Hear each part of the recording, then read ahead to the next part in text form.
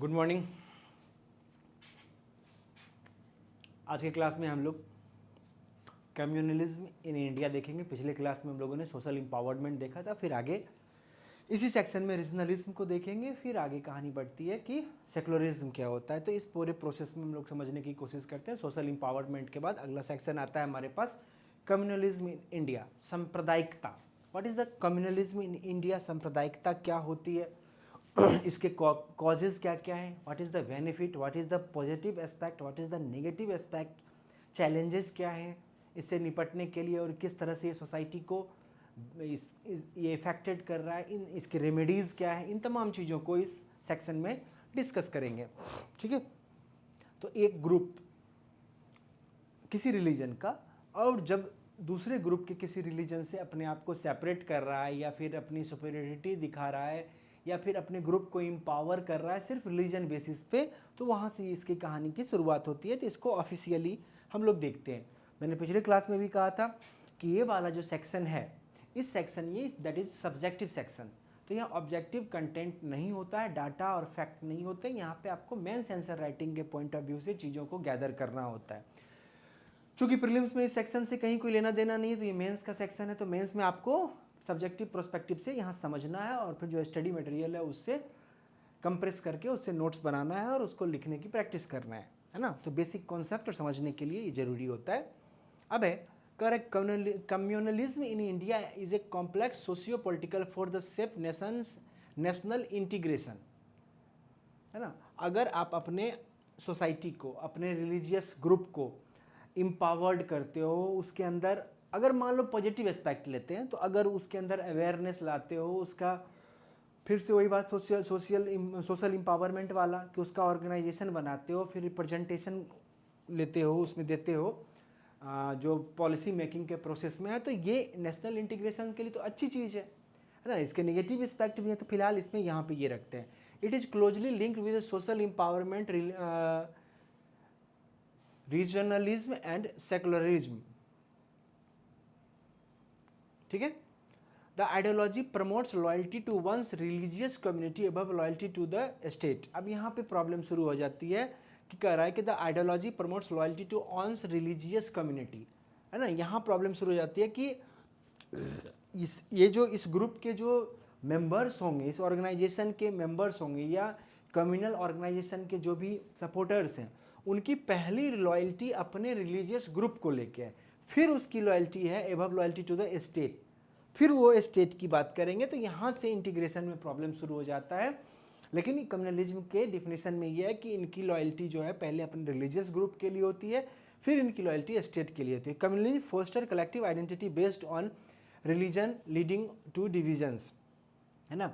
तो इसमें कलेक्टिवली अपने अपने रिलीजन को आइडेंटिफाई करके लोग उसके द्वारा अपने आप को रिप्रेजेंट करते हैं, अपना उसका ओरिजिन बताते हैं कि भाई मैं इस कम्युनिटी से हूँ। It often translate into political mobilisation in the name of religion. तो ऑब्वियस सी बात है कि जब रिलीजन के बेसिस पर, जब कम्युनलिज्म के बेसिस पर आप ऑर्गेनाइज्ड हुए हो, तो आपको उस ऑर्गेनाइजेशन को पॉलिटिकल यूटिलाइज तो कोई ना कोई कर ही लेगा, है ना। या तो आप ही कर लो या फिर कोई और कर लेगा। तो पॉलिटिकल मोबिलाइजेशन जो है ये रिलीजन के नाम पे ये रिलीजियस ग्रुप का हो जाता है। It extreme case it cause violence, riots and polarisation.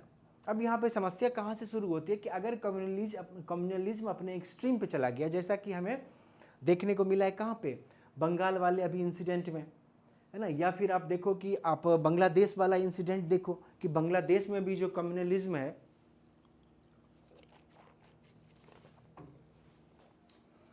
तो बांग्लादेश वाला भी जो कम्युनलिज्म है वो बाद में जो वायलेंस पे ही चला गया। जो नॉन मुस्लिम्स थे, है ना, जो हिंदू थे, उनके साथ वायलेंस किया गया, रेप किए गए, मर्डर किया गया। तो ये इनका पोलराइजेशन बहुत कंक्रीट हो जाता है। तो इसमें सबसे बड़ा डर इसी बात का है कि अगर कम्युनल बेसिस पर कोई ऑर्गेनाइजेशन है, तो उसके साथ ये सबसे बड़ी समस्या है कि वो सेकुलर तो नहीं ही रहेगा, चूँकि कम्युनल बेसिस पे डेमोक्रेटिक भी वो नहीं हो पाता है। तो अपनी प्रायोरिटी, अपनी आइडेंटिटी वो सबसे ज़्यादा इंपॉर्टेंट होती है उसके लिए, देन अदर थिंग्स होता है। Understanding its dynamics is vital to ensure unity and inclusive development, है ना। तो ये देखने को मिलता है इसके अंदर। तो इसके इंट्रोडक्शन में आप देखते हो अब है कि what is the definition of communalism, इसको समझने की कोशिश करते हैं। तो communalism is an ideology where society is divided into separate religious community, है ना। What is the ideology? तो communalism is an ideology where society is divided into separate religious community. कोई हिंदू के नाम पे ऑर्गेनाइज्ड है, कोई मुसलमान के नाम पे ऑर्गेनाइज्ड है, कोई सिख के नाम पे ऑर्गेनाइज्ड है, अकाली दल है, कोई ईसाई के नाम पे ऑर्गेनाइज्ड है, कोई कैथोलिक के नाम पे ऑर्गेनाइज्ड है। तो that is the religious community. अपने अपने रिलीजन और रिलीजन में भी अपने अपने सेक्ट के नाम से ही ऑर्गेनाइज्ड होते हैं। It emphasize exclusive loyalty to one's religion over the broader national interest। ये मैंने पिछले उसमें भी बताया स्लाइड में कि अपने रिलीजन को ज़्यादा फोकस करेंगे, देन नेशनल इंटरेस्ट में क्या चीज़ें हैं वो उसके लिए सेकेंडरी मैटर हो जाता है। The mind set promotes conflict, suspension and hostility between groups. Obvious सी बात है, जब एक ग्रुप, ये आपको देखने को मिला हमारे पास मॉडर्न इंडिया में भी, जब दयानंद सरस्वती ने क्या किया था, अरे उसको क्या बोलते हैं, एक तो गौ रक्षा कमेटी बनाई थी और एक किया था कि आप हिंदू रिलीजन में वापस से आ सकते हैं, है ना। वो शुद्धिकरण आंदोलन चलाया था, है ना, प्यूरिफिकेशन का मूवमेंट चला था। तो दैट इज द शुद्धिकरण, या गौ करुणानिधि बुक लिखी थी दयानंद सरस्वती ने। तो वहाँ से भी एक, अब यहाँ पे प्रॉब्लम क्या हुआ कि एक कम्युनिटी सोशियो रिलीजियस रिफॉर्म में मैंने आपको बताया था कि जब एक कम्युनिटी में रिफॉर्म होगा तो उस रिफॉर्म के कारण क्या होगा कि दूसरी कम्युनिटी भी उसको लेके थोड़ा फेयरफुल हो जाएगी कि भाई ऐसा कहीं ऐसा तो नहीं कि आप सब यूनाइटेड होके इन फ्यूचर हमें किसी तरह की परेशानी में डाल दोगे। तो उसके काउंटर एक्शन में दूसरी जो अपोजिट वाली कम्युनिटी है, जो भी है, अगर सिख है, इस मुसलमान है, क्रिश्चियन है, तो वो यूनाइटेड होना शुरू हो जाते हैं। तो ये देखने को मिलता है क्या,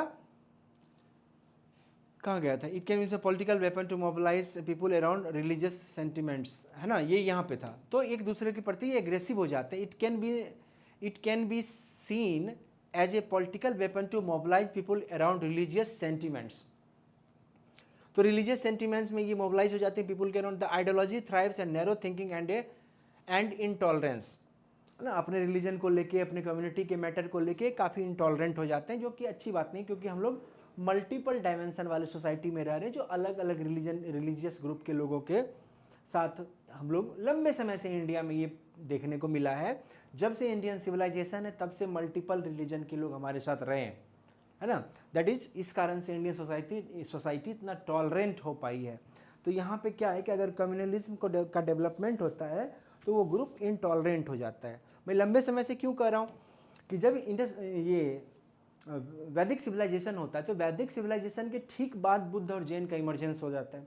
या फिर आप देखते हो कि वैदिक सिविलाइजेशन के लास्ट पीरियड में अलग अलग मल्टीपल सेक्ट्स का इमर्जेंस होता है, और ये फिर बुद्ध जैन जो है, बौद्धिस्ट और जैन, ये लंबे समय तक ये हिंदू रिलीजन को चैलेंज करते रहते हैं, और अलग अलग सेक्ट और रिलीजन को मानने वाले लोग एक साथ यूनाइटेडली इंडिया में रह रहे थे।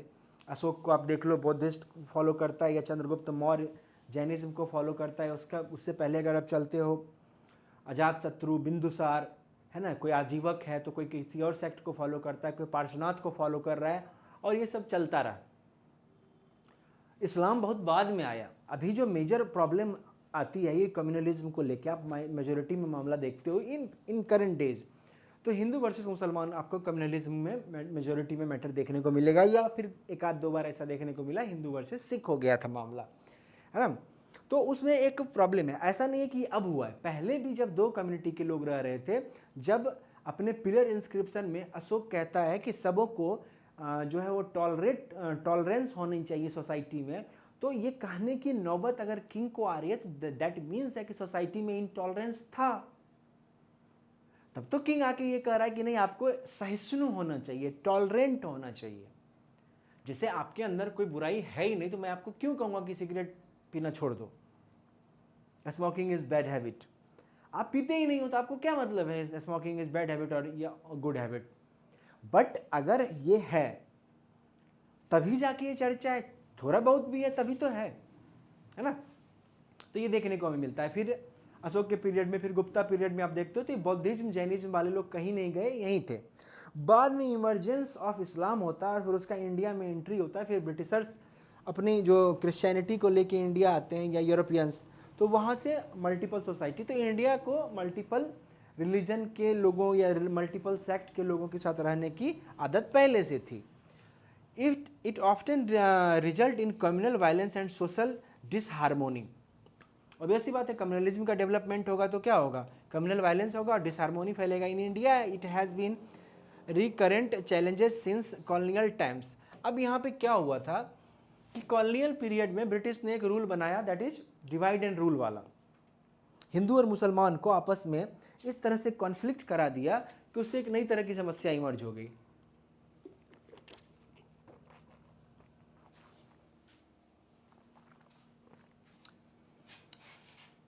तो वहाँ से ये मामला थोड़ा और कॉम्प्लिकेट कर गया। और जो मैंने आपको बताया सोशल रिलीजियस सोशियो रिफॉर्म ने भी सोसाइटी को चेंज किया। फिर इस्लामिक सोसाइटी में भी सोशियो रिलीजियस रिफॉर्म हुआ। तो ये दोनों अपने, फिर उसके बाद मुस्लिम लीग का इमरजेंस एंड ऑल दैट, और ब्रिटिशर्स ने हर समय जब आग बुझ रही थी तो उसमें घी डाल के उसको फिर से रिफायर कर दिया। अब है यहाँ पे nature of communalism. It promotes religious identity over civic identity. तो ज़्यादा इंपॉर्टेंट चीज़ क्या होगा, कम्युनलिज्म अगर आप फॉलो कर रहे हो, कम्युनल सिस्टम अगर आप पढ़ रहे हो या जान रहे हो, तो नेचर ऑफ कम्युनलिज्म में होगा कि religious identity is more important than civic identity, कि आप कहाँ से हो, किस जगह से हो, किस शहर से हो, किस मोहल्ले से हो। Seems on community interest as being in conflict with another. अब यहाँ पे क्या होता है कि ऑब्वियस सी बात है कि दो कम्युनिटी के लोग जो जब वहाँ पे रह रहे हैं, अगर एक अपने इंटरेस्ट को प्रोटेक्ट करने शुरू करेगा तो दूसरे के अंदर एक समस्या पैदा होनी ऑटोमेटिकली शुरू हो जाएगी, उसके अंदर एक डर का माहौल हो जाएगा, भले आप उसको कुछ कहो या मत कहो। अब यहाँ पे प्रॉब्लम क्या है, प्रॉब्लम यह है कि फिर मैं इसे एक बार फिर से याद दिला देता हूँ क्या, कि इंडियन सोसाइटी में जो मेजोरिटी पॉपुलेशन ऑफ इंडिया का था या है, उसको इस तरह के मल्टी लेयर सोसाइटी में रहने की आदत है। इसलिए आप देख रहे हो कि डेमोक्रेसी इंडिया में रन कर रही है और सोशल हार्मोनी कम हो बेस, चूंकि बहुत बड़ा पॉपुलेशन है, 140 करोड़ है, तो यहाँ तो साल में कम से कम एकाध 1000 टाइम्स तो ऐसा होता है पूरे इंडिया में, 1000 टाइम्स मैं कह रहा हूँ कि कोई रिश्तेदार अपने रिश्तेदार की हत्या कर देता है।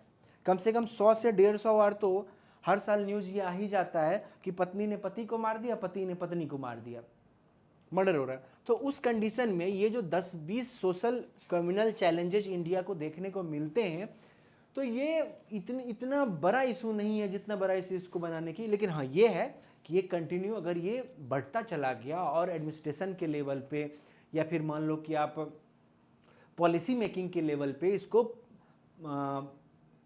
इंक्रेज किया गया, एक्सेलरेट किया गया, या इसको प्रश्रय दिया गया, सपोर्ट दिया गया, तो इस सोसाइटी के लिए बुरी चीज़ हो जाएगी। Conflict with others creates a sense of superiority of one group over others. ये आप देखने को मिलता है, अभी भी देखोगे जहाँ राइट्स वाली कोई मूवी शूवी देख लो, उसमें दिखाता है कि इस्लामिक लोग जो है वो अपने रिलीजियस पाथ को लेके सुपेरियरिटी कॉम्प्लेक्स में रहते हैं। क्यों? कि उनका एक गॉड है, राइट, दैट इज वो एक गॉड को फॉलो करते हैं। हिंदू रिलीजन वाले मल्टीपल गॉड को फॉलो करते हैं, क्रिश्चियनिटी वाले लोग एक गॉड को फॉलो करते हैं, यहूदी वाले लोग एक गॉड को फॉलो करते हैं। और इन सब रिलीजन में सबसे पुराना रिलीजन जो है वो हिंदू रिलीजन है। अब यहाँ पे उन लोगों का क्या जो गॉड के एग्जिस्टेंस को ही क्वेश्चन कर रहे हैं, वो भी इंडिया में बहुत इजीली रह रहे हैं। तो आप यहाँ पे ये जो सुपीरियरिटी कॉम्प्लेक्स है ये तो गलत है, राइट, कि आप एक दूसरे को नीचा दिखा रहे हो, ये इसको, हिंदू मुसलमान, कि आप मल्टीपल गॉड को मानते हैं इसलिए बुरे हैं, ये कह रहा है कि आप सिंगल गॉड को मानते हैं इसलिए बुरे हैं। जबकि ऐसा कुछ नहीं है, गॉड का एग्जिस्टेंस हमेशा एक चैलेंजिंग क्वेश्चन रहा है। धर्म का मतलब रिलीजन होता ही नहीं है, या फिर यूं कहें कि रिलीजन का मतलब धर्म नहीं होता है। धर्म एक अलग चीज है, रिलीजन एक अलग चीज है। क्योंकि उसका इंग्लिश में आप उसको सिंपल करने के लिए आपने ये कह दिया धर्म, जैसे कि आपने किसी को कहा डॉक्टर को कि डॉक्टर साहब अपने धर्म का पालन करें, हिंदी में डायलॉग होते हैं या अटल बिहारी वाजपेयी ने नरेंद्र मोदी को 2002 के राइट्स के बाद कहा था कि मैं उम्मीद करता हूं कि यहाँ के सीएम राजधर्म का पालन करेंगे। तो व्हाट इज द राजधर्म? या डॉक्टर को आप कह रहे हो कि अपने धर्म पर, डॉक्टर के धर्म का पालन करो, दैट मीन्स होता है इथिक्स, वैल्यू। बाद में उसको सिंप्लीफाई करने के लिए आपने रिलीजन को धर्म कह दिया। That is the point. तो यहां से ये प्रॉब्लम शुरू होती है। तो यहाँ पे सुपीरियरिटी कॉम्प्लेक्स जो है, ये दोनों को एक दूसरे को कुछ, इससे कुछ होना नहीं है। मेजोरिटी में अब साइंस इतना आगे आ गया, एआई का पीरियड आ चुका है, तो उस समय तो ये जो गॉड का जो कॉन्सेप्ट है यही चैलेंजेबल है साइकोलॉजी के लेवल पर, है ना, फिलॉसफी के लेवल पर, कि वेयर इज गॉड। आप कोई कह रहे हो कि डेस्टिनी होती है हर चीज़ की, गीता कह रहा है कर्मण्येवाधिकारस्ते, वेस्टर्न फिलॉसफी कुछ और कह रहा है कि गॉड का एग्जिस्टेंस नहीं है। वेस्टर्न फिलॉसफी में जो बाइबल के फॉलो करने वाले ऑर्थोडॉक्स क्रिश्चियन हैं वो कह रहे हैं कि नहीं नहीं, गॉड तो होते ही होते हैं। तो कोई सुपीरियरिटी का कोई मैटर ही नहीं है। आप जैसे हैं अच्छे हैं, खुश रहिए। रिलीजन हमारे, देखो कोई भी चीज सोसाइटी में वो आपके जीवन को अगर बेहतर बना रही है, आपके समाज को बेहतर बना रही है, तो उसको बिल्कुल सपोर्ट करना चाहिए, उसको प्रश्रय देना चाहिए, उसके साथ आगे बढ़ना चाहिए। बट जिसका कुछ बहुत ज़्यादा हमारे सोसाइटी और समाज से लेना देना नहीं है, उसको फूके रखना, उसको जलाए रखना, है ना, ये अच्छी चीज़ नहीं है। तो सुपीरियरिटी के कारण बहुत सारे राइट्स होते हैं। आप मेजोरिटी राइट्स आप जहाँ भी देखोगे, कम्युनल राइट्स जो होंगे, उसमें एक दूसरे के अंदर जो है इन्फीरियरिटी और सुपीरियरिटी का कॉम्प्लेक्स जो होगा, उसी कंडीशन में ये होता है। एक को लगता है कि मैं इस एरिया का बॉस हूँ, मैं जो चाहूँगा वो होगा, दूसरे को लगता है मैं बॉस हूँ। कम्युनल राइट्स में बेसिकली जो आज के सिनेरियो की मैं बात कर रहा हूँ, तो मेजोरिटी में ये पॉलिटिकल ड्राइवन होता है या फिर पावर का गेम होता है कि एक ग्रुप का लड़का था, दूसरे ग्रुप के लड़के से लड़ गया, मामला बढ़ते बढ़ते कम्युनल हो गया, है ना। तो ये बहुत मेजोरिटी में है। Workers as a tool of political manipulation, अभी मैंने बताया कि जो ये कम्युनल लोग होते हैं, नेचर इनका, वर्कर जो है पॉलिटिकल मैनिपुलेशन के काम में आते हैं। Encourage collective solidarity with in A group but hostility outside it, तो अपने ग्रुप में तो काफ़ी यूनाइटेड रहेंगे, लेकिन दूसरे ग्रुप से काफ़ी नफरत करेंगे और लड़ने को तैयार रहते हैं। Leads to polarisation of public opinion, है ना। उससे क्या फ़ायदा होता है कि जब आप कम्युनल बेसिस पर किसी को, पब्लिक को पोलराइज कर लोगे, खास करके बीजेपी के लोग ये करते हैं अपने इलेक्शन के पीरियड में, है ना, कि पोलराइज कर देते हैं सिचुएशन को कम्युनल बेसिस पे, कि हिंदू वर्सेस मुसलमान मामला हो जाता है। तो यहाँ पे इससे क्या होता है कि डेवलपमेंट की बातें पीछे छूट जाती है कि आपने 5 साल में क्या किया, और यहाँ पे यूनाइट करना बहुत आसान हो जाता है। फिर जैसे असदुद्दीन ओवैसी जो है या कोई मुस्लिम ओरिएंटेड पार्टी जो है, चूंकि मेजोरिटी में यहाँ 2 ही रिलीजन है, तो हमेशा हिंदू मुसलमान की मैं बात करूँगा अगर कम्युनल सेक्शन आपको पढ़ना है तो उस कंडीशन में तो ये आसान हो जाता है, क्योंकि आप जो अपने रिप्रेजेंटेटिव्स हैं उससे डेवलपमेंट की बातें ही नहीं कर पाते हो। डेवलपमेंट, सोशल जस्टिस, इस तरह की चर्चा, क्योंकि होता है कि अगर आप साथ नहीं दोगे तो अपोजिट पार्टी जो है वो पावर में आ जाएगा। आप साथ नहीं दोगे तो वो कह रहा है कि ये पार्टी पावर में आ जाएगी, लेफ्टिस्ट डरा है राइटिस्ट से, राइटिस्ट डरा रहे हैं लेफ्टिस्ट से, तो ये एक समस्या आ जाती है। तो नेचर ऑफ कम्युनलिज्म में हमें ये देखने को मिलता है। अब है पॉजिटिव डायमेंशन ऑफ कम्युनलिज्म। क्या है पॉजिटिव डायमेंशन इसका? In rare case it foster unity within a religious group, promotes community based initiatives for education and welfare. ये देखने को प्राय मिला है कि ये जो कम्युनिटी बेस्ड होता है, ये ऑर्गेनाइजेशन जब होता है तो ये अपने अंदर एजुकेशन और वेलफेयर, है ना, वेलफेयर क्या, हॉस्पिटल्स चलाएगा, हॉस्टल बनाएगा, बच्चों के पढ़ने की व्यवस्था, एजुकेशन ट्रस्ट वगैरह, तो इससे ये फायदा मिलता है। Mobilise marginal communities demand right and representation, जो समाज का कमजोर वर्ग है अगर वो इस तरह से ऑर्गेनाइज्ड होता है, भले ही कम्युनल बेस पे हो, तो उससे क्या होता है कि ये अपने डिमांड और राइट्स को रिप्रेजेंट कर पाते हैं अपने सही रिस्पेक्टेड फॉरम में, कि भाई मेरी बातें भी सुना जाए। क्योंकि इनको अवेयर करके, जागरूक करके, फिर इनको बताना कि व्हाट इज योर राइट्स और आपके साथ गलत हो रहा है, दिस एंड दैट, तो हो सकता है कि ऑर्गेनाइज ना हो। लेकिन कम्युनल एक ऐसा टॉपिक है ना, रिलीजन एक ऐसा टॉपिक है जिस पे आप बहुत इजीली लोगों को इकट्ठा कर सकते हो और उसको एक्सेलरेट कर सकते हो, उस पावर को जिस भी फॉरम में आपको एक्सेलरेट करके जहाँ तक आपको पहुँचाना है अपने वॉइस को, डिमांड को, राइट्स को। Can strengthen solidarity and self help movements, provides a platform for assertion of minority rights. ये भी देखने को मिला है कि अगर कोई माइनॉरिटी है तो कम्युनल बेस पर, जैसे जैन है मान लो, तो जैनों ने क्या किया कि अपना एक ऑर्गेनाइजेशन बना लिया, है ना। अब अपनी बातों को वो आसानी से रख सकते हैं क्योंकि कम्युनल बेस पर उन्होंने, चूंकि माइनॉरिटी है तो एक ऑर्गेनाइजेशन बना काम कर रहा है, तो इससे फ़ायदा मिल रहा है। Encourage political bargaining for social justice, ये भी देखने को मिला है कि अगर मान लो आप इंडिविजुअल हो या किसी 4-5 लोगों के ग्रुप में जा रहे हो तो समस्या हो सकती है, लेकिन आपने एक क्या किया कि कम्युनल ऑर्गेनाइजेशन बना लिया, है ना। जैन हितकारी सभा, मान लो जैन रिलीजन होता है, अभी भी गुजरात, राजस्थान, महाराष्ट्र के एरिया में इसके फॉलोअर्स हैं, बहुत कम हैं लेकिन हैं। तो इन लोगों ने अगर ये ऑर्गेनाइजेशन बना लिया कि अखिल भारतीय जैन महासभा, तो उस कंडीशन में क्या होगा कि अपनी बातों को पॉलिटिकल फोरम पे रख पाएंगे और लोगों से बार्गेन कर पाएंगे। तो ये फ़ायदा हुआ कम्युनल का, कम्युनलिज्म का पॉजिटिव एस्पेक्ट ये हुआ। He helps in preserving religious cultural identity for of community.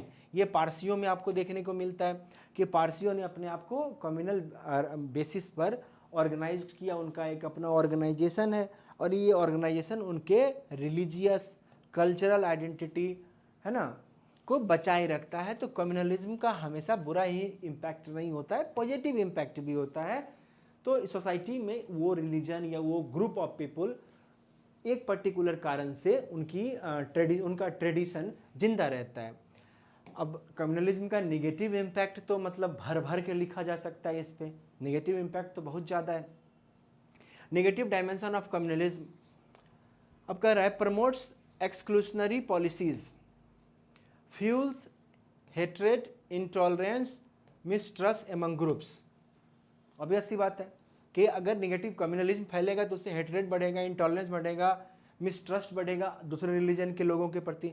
Distract from issue like poverty, unemployment और डेवलपमेंट। अभी मैंने बताया कि कम्युनलिज्म का सबसे बड़ा फायदा क्या है कि कम्युनल बेसिस पे अगर आप इलेक्शन करते हो या पोलराइज कर देते हो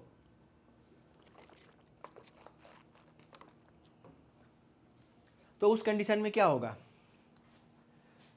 उस कंडीशन में ये होगा कि ये सारे क्वेश्चंस गायब हो जाएंगे कि भाई 5 साल में हेमंता ने पॉवर्टी को कितना कम किया, 5 साल में अनएम्प्लॉयमेंट को कितना कम कर दिया, डेवलपमेंट के कौन कौन से काम हुए। वहाँ पे सीधे हो जाएगा कि हिंदू वर्सेस मुसलमान, है ना, एक एक्स एक वाई, कि अगर हेमंता बिस्वा शर्मा गया तो हो सकता है कि मेजोरिटी में जो बांग्लादेशी शरणार्थी है वो असम में इन कर जाए और नागरिकता दे दे कांग्रेस पार्टी। अब कांग्रेस जो है ये कहेगी कि तुम मुझे पावर में लाओ, मैं पूरे तुम लोग को सब कुछ ठीक कर दूंगा। हो सकता है ये रॉन्ग हो सकता है राइट हो, लेकिन मैं एक एग्जाम्पल ले रहा हूँ, राइट। तो ये सारे क्वेश्चंस गायब हो जाएंगे कि काम कितना हुआ, लोगों का अपना एक ओपिनियन बन जाएगा कि गरीबी से फिर लड़ लेंगे, अनएम्प्लॉयमेंट तो चलता रहेगा, डेवलपमेंट तो होते रहने की चीज़ है, पहले धर्म को बचाओ, देश को बचाओ, राज्य को बचाओ। तो दैट इज़ द पॉइंट कि कम्युनलिज्म से ये होता है, डिस्ट्रैक्ट हो जाता है चुनाव का इशू, है ना, या एडमिनिस्ट्रेशन का issue. Leads the ghettos segregation and marginalization of minorities, cause recurrent riots, mob lynching and polarization। Obvious सी बात है कम्युनलिज्म जब बढ़ेगा तो राइट्स की भी प्रोबेबिलिटी बढ़ जाएगी, मॉब लिंचिंग हो जाएगा और पोलराइजेशन हो जाएगा। Weakens the fabric of secular democracy. जब आप कम्युनल बातें कर रहे हो, कम्युनल बेसिस पर इलेक्शन हो रहा है, कम्युनल बेसिस पर सारी चीज़ें चल रही है, तो उस कंडीशन में सेकुलर डेमोक्रेसी तो खैर वो बहुत दूर की चीज़ हो जाती है।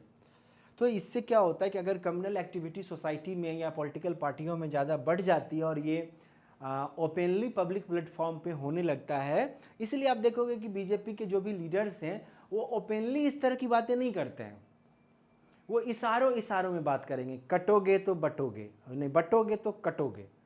अब इसका क्या डायमेंशन हो सकता है, इसमें बहुत विवाद भी हुआ था योगी आदित्यनाथ ने शायद कहीं बोला था ये डायलॉग, यूपी के सीएम है। तो हुआ कि भाई मैं कह रहा हूँ कि बीजेपी के वर्कर्स आपस में यूनाइटेड रहें, जबकि वो कहा रिलीजन के मैटर को लेके रहे थे, बट ये हुआ। तो इससे क्या होता है कि सेकुलर डेमोक्रेसी को काफ़ी नुकसान पहुंचता है। तो लेकिन अभी कम से कम इतना नैतिकता इंडियन पॉलिटिकल पार्टीज़ के पास मेंटेन है कि पब्लिकली वो कुछ नहीं बोलते हैं, है ना, ओपन फोरम पे ओपन वर्ड्स में, जैसे बजरंग दल, विश्व हिंदू परिषद, इस तरह के ऑर्गेनाइजेशन बोलते हैं, वैसे ये नेशनल जो पार्टीज़ हैं जितने भी, कांग्रेस, बीजेपी, ये सारे, वो किसी तरह का कम्युनल वर्ड यूज नहीं करते हैं, जिससे अगर वो कहने को तो ये भी कह सकते हैं ना कि मैं मुसलमानों की रक्षा करूंगा, कांग्रेस ये भी कह सकती थी। तो वो कहती है नहीं, मैं माइनॉरिटीज़ के हकों के लिए लड़ूंगा, उसकी रक्षा करूंगा। अब माइनॉरिटी में जैन, बौद्ध, सिख, मुस्लिम सब आ जाते हैं, सबको पता है कहाँ किसके लिए जा रहा है, बट कम से कम एक इथिकल सिस्टम है, एक थोड़ा सा लाज है, जिसके कारण ये नहीं हो रहा है। जिस दिन वो भी बंद हो जाएगा तो देश के लिए अच्छा नहीं होगा। अब threatens national unity and security, obvious सी बात है, कम्युनलिज्म जब बढ़ेगा तो नेशनल सिक्योरिटी के लिए तो काफ़ी हार्मफुल होगा और यूनिटी के लिए भी। अब है कि हिस्टोरिकल कॉज ऑफ कम्युनलिज्म क्या है, इसको भी एक बार जान लेते हैं। तो इसकी शुरुआत मैंने एक तो सबसे पहले बताया कि जब सोशियो रिलीजियस रिफॉर्म हुआ तो सोसाइटी में वहाँ से एक थॉट प्रोसेस का डेवलप होना होता है। दूसरा आप देखने को मिलता है दयानंद सरस्वती के बाद, क्योंकि राजा राम मोहन राय के टाइम में वो नहीं है, या फिर आप देखते हो दयानंद सरस्वती गौ करुणानिधि लिखते हैं, गौ रक्षा समिति बनाई जाती है, शुद्धि आंदोलन चलाया जाता है, तो ये तमाम चीज़ें आपको देखने को मिलती है, राइट। वहाँ से जो मुस्लिम कम्युनिटी है उसके अंदर एक बेचैनी आई, फिर उसमें भी अपना अलीगढ़ मूवमेंट होता है, वहाबी मूवमेंट हुआ, तमाम तरह की चीज़ें हुई। लेकिन इसको ब्रिटिशर्स ने बहुत अच्छे से समझा, चूँकि 1857 का जो रिवोल्ट हुआ था उससे ब्रिटिशर्स को ये बात समझ में आ गई कि दोनों कम्युनिटी, हिंदू और मुसलमान, यूनाइटेड अगर एक साथ रहेंगे तो ये गड़बड़ हो जाएगा, हमारे रूल करने के प्रोस्पेक्टिव से ये ठीक नहीं है।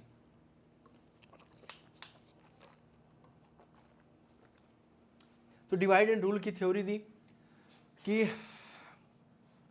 मुसलमानों को क्लोज रखा, हिंदुओं को दूर रखा, क्योंकि मेजोरिटी में पॉपुलेशन हिंदुओं की थी, तो डिवाइड एंड रूल की थ्योरी आती है।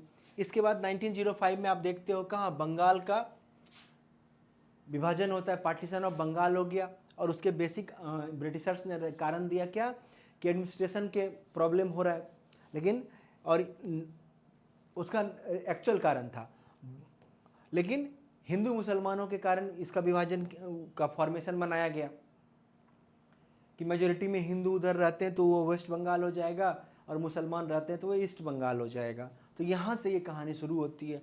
फिर 1906 में आप देख रहे हो कि यहाँ पे मुस्लिम लीग का एक ऑर्गेनाइजेशन बनता है जिसका नाम ही मुस्लिम लीग है।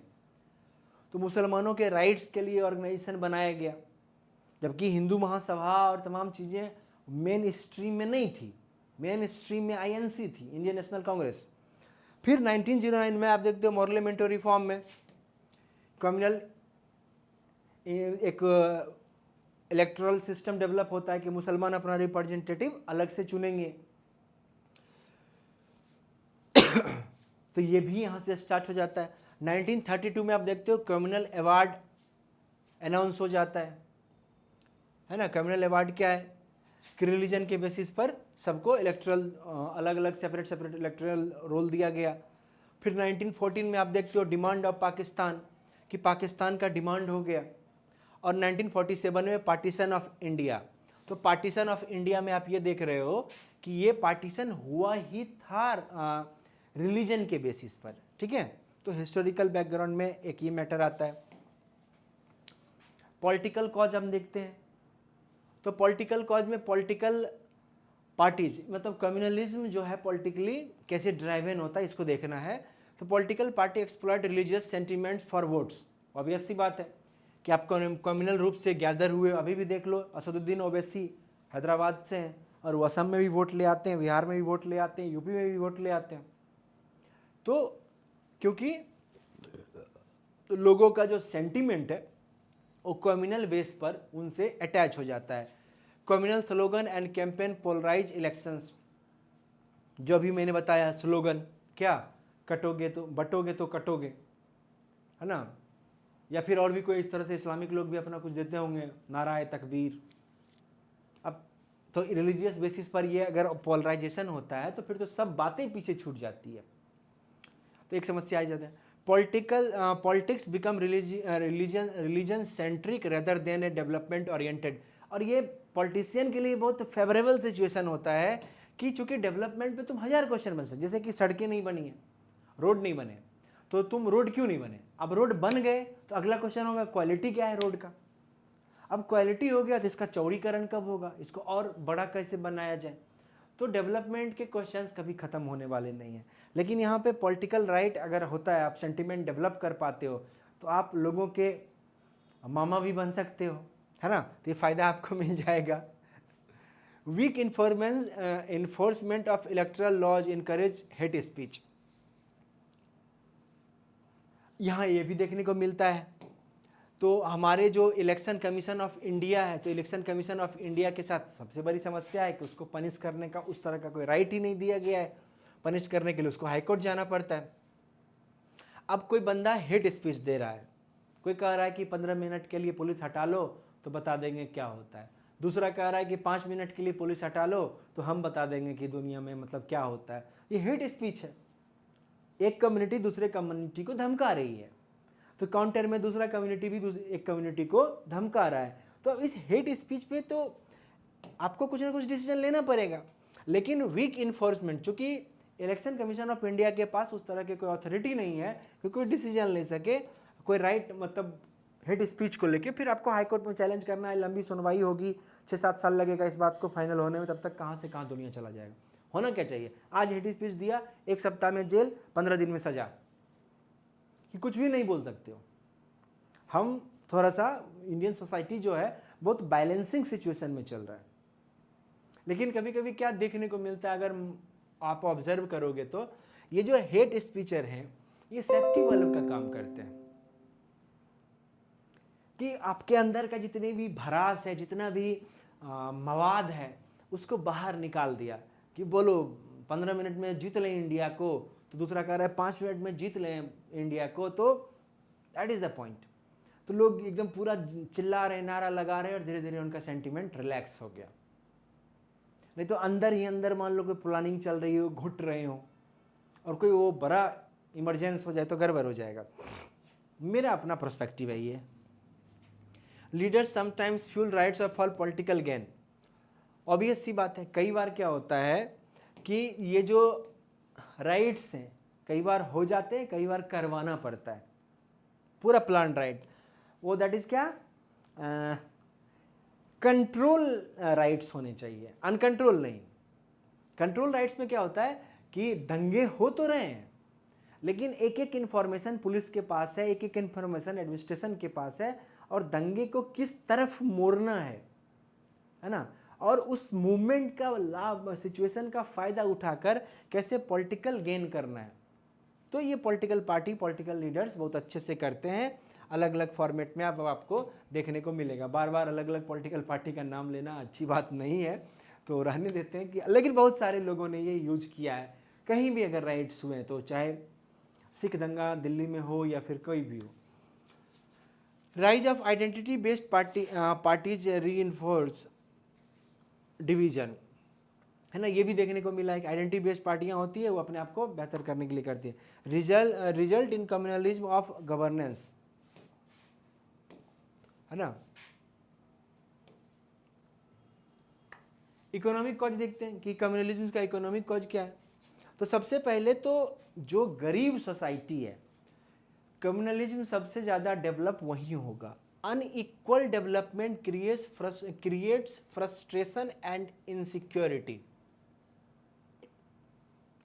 जब तक सोसाइटी में अनइक्वालिटी नहीं है या फिर पॉवर्टी नहीं है, तो कम्युनलिज्म को दाना पानी मिल ही नहीं पाएगा। क्योंकि जो इंडिया के अपर क्लास है, अभी भी मैं आपको फिर से एक डाटा दे देता हूं कि 140 करोड़ इंडिया का पॉपुलेशन है। तो 140 करोड़ में जो 30% पॉपुलेशन है, इंडिया का 90% रिसोर्स इसके पास है। यानी कि अगर आप पकड़ लो तो 3 चौका 12 और इधर 30, 42 करोड़, 42 करोड़ लोग जो है वो इंडिया को रूल करते हैं। तो इंडिया का एक्चुअल पॉपुलेशन ये है। अब इसमें भी अगर आप डाटा को पकड़ोगे तो टॉप के जो 10% लोग हैं, वो टॉप के 10% लोग इंडिया के लगभग 40 से 50% इकोनॉमी को लीड करते हैं। टॉप के 10%, तो 10% मतलब 14 करोड़। ठीक है। बीपीएल का हमारा डाटा 40% का है, बिलो पॉवर्टी लाइन, बीपीएल, कि जिनको 2 वक्त का खाना सिर्फ मिल पाता है, ये पॉपुलेशन हमारे पास 32 से 40 है। डाटा के अराउंड के जाएगा ये 40 प्लस ही, इसमें कोई भी दो राय नहीं है। तो उस कंडीशन में आप ये देखो कि मेजोरिटी यानी कि 50 से 60% इंडिया का पॉपुलेशन ऐसा है जो सिर्फ कमा रहा है और खाना खा रहा है, और टॉप के जो 10-20% लोग ही हैं वही डिसाइड करते हैं कि एडमिनिस्ट्रेशन में कौन जाएगा, डॉक्टर कौन बनेगा, इंजीनियर कौन बनेगा, आर्मी में कौन ऑफिसर होगा, मीडिया में क्या चलना चाहिए, ये गाड़ियाँ चल रही है, तमाम चीज़ें। अब ये चूंकि ये 50% जो पॉपुलेशन मैंने कहा ये उनके लिए भी मार्केट है। ये जो टॉप के 10-20% लोग हैं, इनका पूरा दाना पानी चलता है इस 50% पॉपुलेशन से, क्योंकि इनको इसको घर बनाना है, इसको बेटी का विवाह करना है, इसको ये बीमार होगा, इसको बच्चों को एजुकेशन देना है, और ये सारी चीज़, सारा ऑर्गेनाइजेशन इसके पास है। तानिस्क इसके पास है, साड़ियों का इसके पास है, फैक्ट्रीज है ना, बड़े बड़े इंडस्ट्रीज इसके पास है। आप जॉब भी कहाँ कर रहे हो, इसके यहाँ कर रहे हो। आपका बेटा भी कहाँ जॉब करेगा, इसके यहाँ कर रहे हैं। इंजीनियरिंग कॉलेज किसका है, तो इसका है। तो ये जो इंडिया है, मेरा अपना पर्सपेक्टिव ये है कि ये टॉप 10-20% लोगों का ही कंट्री है। बाद बाकी हम और आप जो हैं वो स्ट्रगल करके सिर्फ अपना ज़िंदगी चला रहे हैं, है ना, कुछ क्रिएट नहीं कर। अब है कि क्या ये सच है, और अगर सच है तो इससे कैसे निकला जाए। तो इससे निकलने का एकमात्र तरीका है एजुकेशन। आप बहुत सारा मेहनत करें, मेहनत करके कुछ बड़ा करें, ताकि ये 40% 50% पॉपुलेशन से बाहर निकल कर आप उस 10-20-30% में इन कर सको। ठीक है, तो दैट इज़ द पॉइंट। तो ये जब तक अनइक्वालिटी नहीं होगी तब तक कम्युनलिज्म का डेवलपमेंट नहीं होगा। Poverty and unemployment make people vulnerable to communal propaganda. गरीबी है, 500 रुपया दे रहे हैं, 1000 रुपया दे रहे हैं, और जब क्या होता है ना कि आपको जब सक्सेस नहीं मिलता है, लाइफ आगे बढ़ता है, तो सेल्फ डाउट बढ़ना शुरू हो जाता है कि शायद मेरे भाग्य में ही कोई कमी थी, इस कारण से मेरे ये हालात हुए हैं। तो भाग्य में जब कमी है तो भाग्य को ठीक कौन करेगा, गॉड, है ना। तो फिर आप रिलीजन की शरण में पहुंचते हो, और आपके पास काम ऑलरेडी नहीं है, अनएम्प्लॉयमेंट है, तो आपको मैनिपुलेट करना आसान हो जाएगा, है ना, आपको कुछ भी समझा पाना आसान हो जाएगा। तो ये प्रोपेगेंडा फैलाने में काफ़ी सपोर्ट करता है पॉवर्टी और अनएम्प्लॉयमेंट। इसीलिए देखोगे जो भी रिलीजियस लोग हैं, चाहे जैसे कि सोशलिस्ट, जितने भी इंडिया में सोशलिस्ट सीएम हुए, किसी ने भी सोसाइटी के डेवलपमेंट के लिए कोई खास काम नहीं किया, क्योंकि उनको एक माइनॉरिटी का वोट बैंक चाहिए था और वो लेके चलते रहे। कांग्रेस पार्टी भी जहाँ जहाँ माइनॉरिटी का वोट लेती थी वो बस इंजॉय की उसको। Economic competition fuels group rivalry for job and resources. एक यहाँ ये भी देखने को मिलता है कि अगर मान लो कि कोई एक कम्युनिटी है जो पर्टिकुलर एक काम कर रही थी, और उसमें नई कम्युनिटी की एंट्री होती है, तो ये दो व्यक्तियों के बीच कंपटीशन है, दो ग्रुप्स के बीच का कंपटीशन है, लेकिन ये हो जाता है मामला क्या, कम्युनल। कि जैसे मान लो कि जैन कम्युनिटी का कब्जा है या मारवाड़ी कम्युनिटी का कब्जा है गोल्ड के कारोबार पे, फॉर एग्जांपल।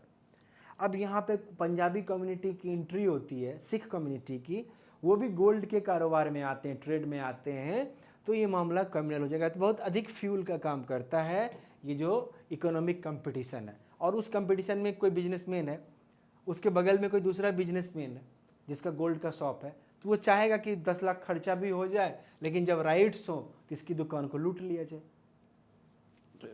ताकि उसको नुकसान हो और मेरा दुकान चल पड़े। इसका 5 लाख 10 लाख खर्चे भी हो जाएंगे तो ये कर देगा खर्चा, कोई दिक्कत नहीं है।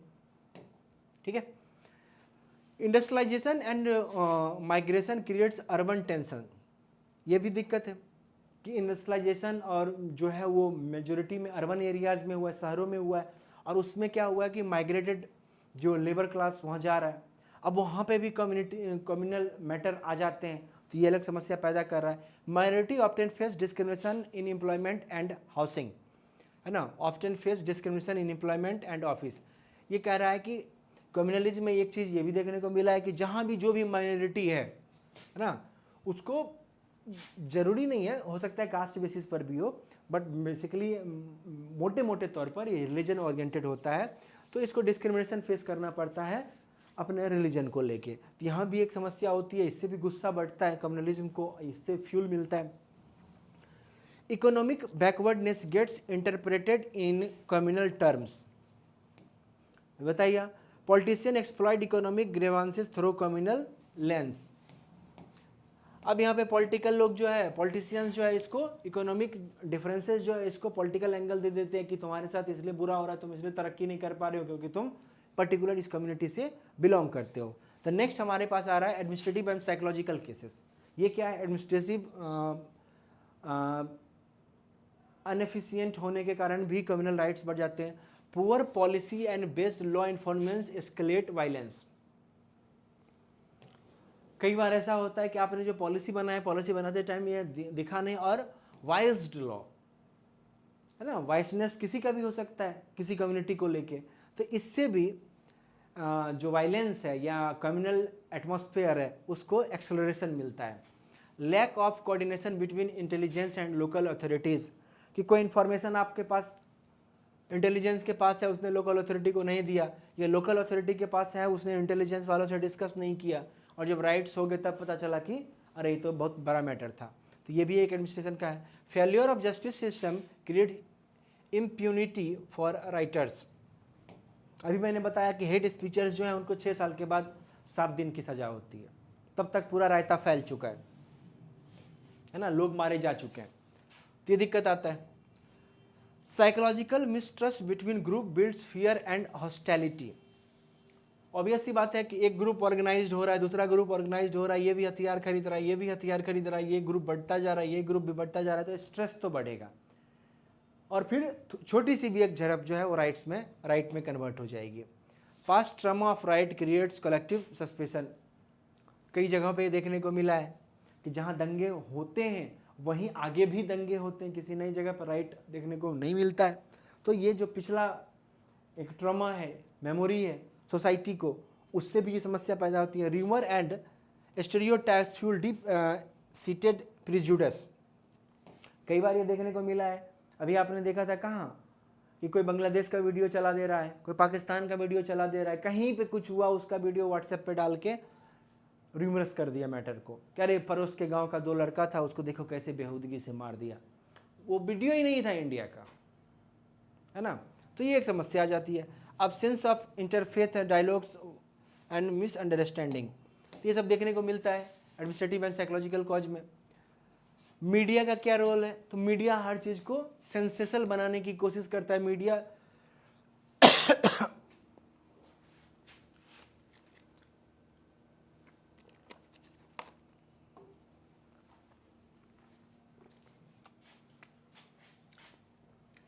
मीडिया में भी देखने को मिला है कि उसको कुछ न्यूज़ चाहिए, तो सेंसेशनल न्यूज़ के लिए मीडिया क्या करता है, कोई भी कहानी को चटपटा एकदम मसालेदार बनाने के लिए कुछ से कुछ बोले जा रहा है। इस irresponsible reporting spread rumours and hate speech, कि कह रहे हैं कि यहीं पे इसकी हत्या की गई, 10 को मारा गया, तमाम तरह की बातें।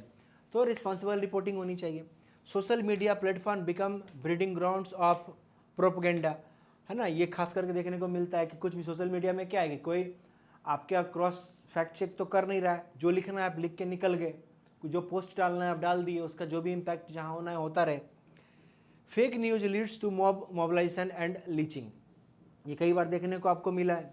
क्या फेक न्यूज, पाकिस्तान का कोई वीडियो, अफगानिस्तान का कोई वीडियो यहाँ पे चला दिया गया, बाद में पता चला कि फेक था, polarise debates on TV channels intensify divisions, कि 4 मुसलमानों को ले आया, 4 हिंदुओं को ले आया और उसको आपस में मुर्गा लड़ा रहा है, क्या आप बोलिए, तो आप बोलिए, फिर वहाँ फैटम फैटी वो लोग आपस में झगड़ पड़े और उस कंडीशन में क्या हो गया कि वोट यहाँ पे ग्राउंड पे वोट पोलराइज्ड हो गया। तो जिसको जिसको वोट पोलराइज्ड कराना होगा वो इस तरह के डिबेट्स ज़्यादा करवाएगा। Positive role can also promote peace and awareness. हाँ, मीडिया ये कर सकता है कि आप हारमोनी को डेवलप करना चाहते हैं तो आप पॉजिटिव रोल कीजिए कि भाई कुछ इंसिडेंट्स होते हैं। मैंने आपको बताया कि इंडिया में कम से कम 1000 लोग पर ईयर मिनिमम अपने रिश्तेदारों के हाथों मारे जाते हैं। भाई ने मार दिया, पिता ने मार दिया, चाचा ने मार दिया, इसने मार दिया, उसने मार दिया, ये देखने को मिलता है। या कम से कम 100-200 मर्डर तो हर साल ये हो ही जाता है कि पत्नी ने पति को मार दिया, पति ने पत्नी को मार दिया।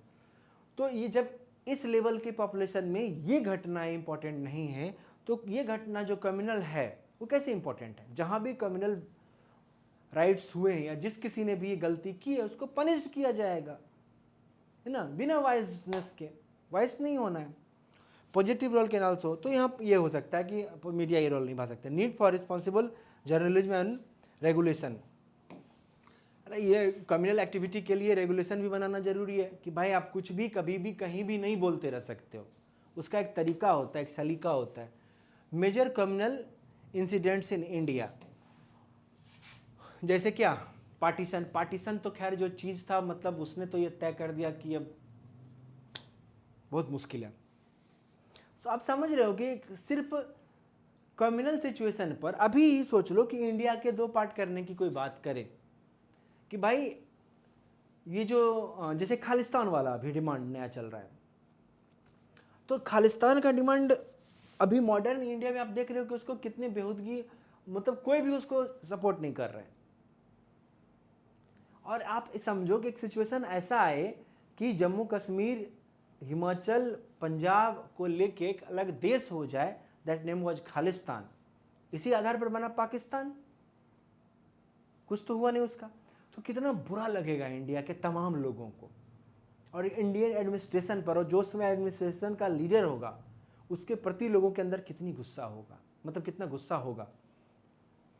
तो partition is big big big issue, है ना। कहते हैं कि ट्रेनों में लाशें भर के आता था जब पाकिस्तान से जो लोग, अच्छा पाकिस्तान से लोग आ रहे हैं तब भी उनको ट्रेन रोक के मार दिया जा रहा है, क्यों पता नहीं, क्या पागलपन था। और जिन्ना नहीं बोल रहे, जिन्ना नहीं रोक रहा है। बांग्लादेश से लोगों को कत्लेआम किया जा रहा है कि भागो यहां से, बिकॉज अब रिलीजन पर बनेंगे। तो पार्टीशन का दर्द सबसे ज़्यादा है इंडियन सोसाइटी को, चाहे वो हिंदू हो या मुसलमान हो, और इसके कारण इन दोनों ने एक दूसरे पर फेथ खो दिया। आज तो मान लो एडमिनिस्ट्रेशन, है ना, वाइसनेस बहुत कम है जुडिशरी में, इस कारण से सोसाइटी इतना ठीक ठाक सिचुएशन में है। और फिर पाकिस्तान का भी क्या हुआ, वो वायलेंस उसके सोसाइटी का हिस्सा बन गया। बांग्लादेश का क्या हुआ, वो वायलेंस उसके सोसाइटी का हिस्सा हो गया। तो दूसरों को बुरा कहने से पहले आप अपने अंदर झांक लो। और भारत है, भारत ने बहुत सहा, जिसको तरक्की करनी होती है वो चुप रहता है, लड़ने वाले लोग बहुत दूर तक नहीं जाते हैं, राइट। तो भारत ने बहुत कुछ झेला, आगे बढ़ा। तो पार्टीशन, फिर उसके बाद छोटे छोटे इंसिडेंट्स हैं, मतलब इंडिया के प्रोस्पेक्टिव में छोटे हैं, जिनके साथ हुआ उनके साथ तो बहुत बुरा हुआ। 1961 में जबलपुर में राइट्स हुआ था। 1983 में नेल्ली असम में राइट्स हुए थे। 1984 में सिख राइट हुआ था इंदिरा गांधी की मर्डर के बाद, असैसिनेशन के बाद। 1999 में कश्मीर में पंडितों को भगा दिया गया था। 1992 में बाबरी मस्जिद तोड़ा गया। तो उसके बाद इंडिया के अलग अलग जगहों पे, दिल्ली में, कानपुर में, मुंबई में, सब जगह राइट्स हुए। 2002 में गुजरात में राइट्स हुए और 2013 में मुजफ्फरनगर यूपी में राइट्स हुए। ये कम्युनल सब राइट्स कम्युनल ओरिएंटेड राइट्स थे, कम्युनलिज्म से रिलेटेड राइट्स थे, ठीक है। अब है कि recent trend and communal violence, तो इसमें देखा गया कि इस पीरियड 2024 में महाराष्ट्र, उत्तर प्रदेश, बिहार में नंबर ऑफ केसेस बढ़ रहे हैं राइट्स के, फेस्टिवल और फ्लैश पॉइंट्स फॉर वायलेंस। तो ये देखने को मिला है, खास करके मुहर्रम में या कोई दुर्गा पूजा का विसर्जन होता है या सरस्वती पूजा का विसर्जन होता है जब मूर्ति को ये, तो उसमें उस समय जब राइट्स की प्रोबेबिलिटी बढ़ जाती है। Festival are increasingly used as flash point for violence, है ना। तो ये एक बड़ी समस्या आ जाती है। Mob lynching over food and identify issue has increased, ये एक नया पैटर्न देखने को मिला था कि फूड को लेके मॉब लिंचिंग हुई थी यूपी में और राजस्थान में। तो अभी फिलहाल ये तो देखने को दोबारा नहीं मिला, वो 2-3 इंसिडेंट्स ही हुए थे। अब समझ लो कि 1-2 इंसिडेंट को नेशनल मीडिया ने इतना अधिक बढ़ा के दिखाया, है ना, इतना अधिक दिखाया कि मतलब फिर पूरे देश की हारमोनी बदल गई। Religious site have been become a political battleground, ये देखने को मिला है कि अयोध्या ले लिए, अब मथुरा और काशी की बारी है, या फिर कोई कह रहा है कि भाई यहाँ मस्जिद बनाएंगे, वहाँ मस्जिद बनाएंगे, इस तरह की बातें कही जा रही है। तो ये जो रिलीजियस साइट्स हैं, चाहे वो हिंदुओं के या मुसलमानों के हैं, ये पॉलिटिकल पार्टियों के पॉलिटिकल बैटल ग्राउंड हो गया है। ये सबसे आसान टॉपिक होता है लड़ने के लिए। उसके बाद यूपी सरकार ने क्या किया, बुलडोजर एक्शन, इसका देखा था कि हर जगह, असम में भी शुरू हो गया, बिहार में भी होता है, कभी कभी देखने को मिला है, राइट। तो हर जगह ही देखने को मिल रहा है, बंगाल वगैरह में तो नहीं होता है, बट ये 3-4 स्टेट में तो देख रहा है। तो ये बुलडोजर एक्शन अगेंस्ट माइनॉरिटी के राइट्स में जो या किसी भी तरह का आप है कि बुलडोजर चला दिए, सुप्रीम कोर्ट ने खूब सारी फटकार लगाई, लेकिन गवर्नमेंट ने उसका भी रास्ता निकाल लिया। तो ये भी एक समस्या पैदा कर रहा है। Social polarisation is at its peak in contemporary times, अभी ये देखने को मिल रहा है खास करके जब से बीजेपी पावर में आई है कि सोशल पोलराइजेशन जो है वो अपने टॉप पे चल रहा है। कॉन्सिक्वेंसेस ऑफ कम्युनलिज्म क्या है, weakened secularism and constitutional values. Obvious सी बात है, जब कम्युनल वैल्यू सिस्टम डेवलप होगा और कम्युनल वैल्यू सिस्टम जब इनलार्ज होगा तो सेक्युलरिज्म की तो हवा निकल जाएगी, फिर धर्मनिरपेक्षता कहाँ रह गया ना, सेक्युलरिज्म कहीं एग्जिस्ट ही नहीं कर पाएगा। और कॉन्स्टिट्यूशनल वैल्यू, क्योंकि कॉन्स्टिट्यूशन तो किसी के प्रति वाइस नहीं है, और जैसे ही कम्युनलिज्म किसी तरह से अपने लार्जर फॉर्मेशन में आएगा तो उसका वाइसनेस तो अपने ऑर्गेनाइजेशन और अपने ग्रुप के लिए तो होगा ही होगा। तो एक समस्या आ जाती है। नेक्स्ट क्या आता है, loss of live home and livelihood. तो कम्युनलिज्म जब बढ़ेगा तो उससे समस्या पैदा होती है कि अगर कभी राइट्स हुए तो बहुत सारी दिक्कतें आएगी, लोग मरेंगे, घर टूटेगा, लोगों की नौकरियां छूटेगी। Promotes marginalization and exclusion of minorities.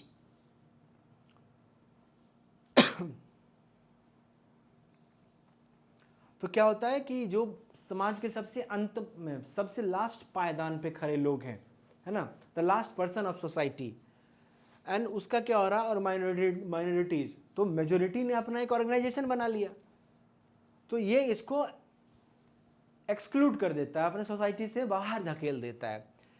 अब threaten national integration and internal security, ये उसके लिए नेशनल इंटीग्रेशन और इंटरनल सिक्योरिटी के लिए थ्रेटन है।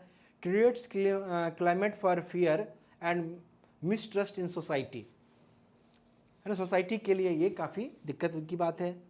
Hamper economic progress and investment, obvious सी बात है, जहाँ कम्युनल एक्टिविटी ज़्यादा होगी वहाँ पे कोई इन्वेस्टमेंट क्यों करेगा, है ना। उसमें कुछ उसके जो वर्कर होंगे हिंदू होंगे, कुछ वर्कर मुसलमान होंगे, पता चला आपस में कारखाने के अंदर, प्लांट के अंदर ही दंगा हो गया, तो इसलिए वो नहीं करेगा। Damage India global democratic image, तो कम्युनलिज्म से इंडिया का डेमोक्रेटिक इमेज भी इफेक्टेड होगा।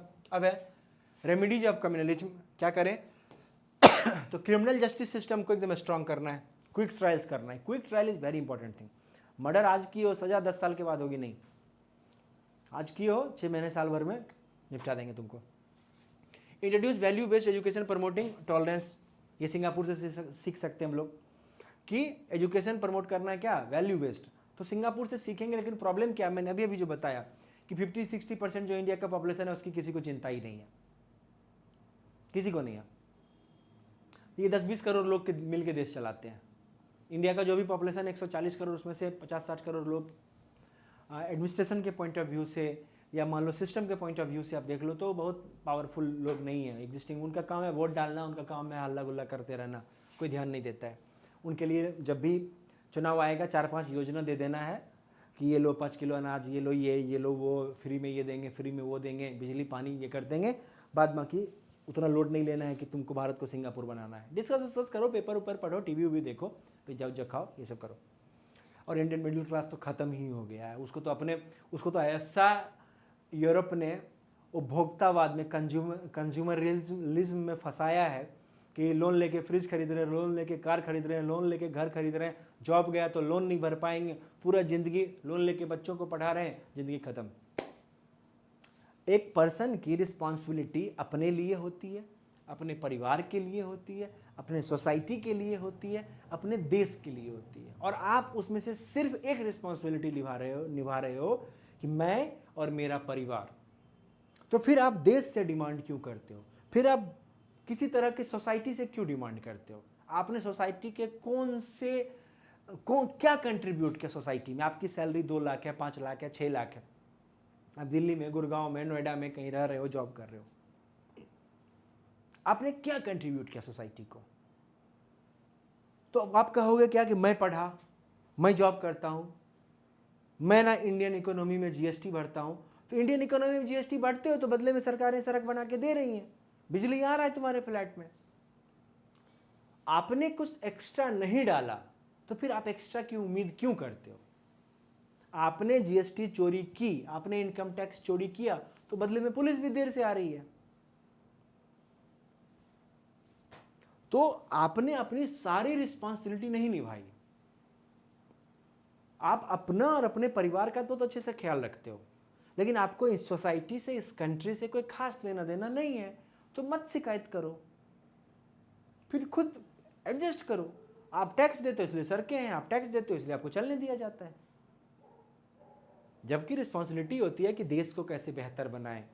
आप अपने जो भी आपको समझ आता है, उसका कोई स्पेसिफिक तरीका नहीं हो सकता है कि कोई एक रास्ता मैं बता दूं कि इस रास्ते पे आप चल के देश को बेहतर बना सकते हो।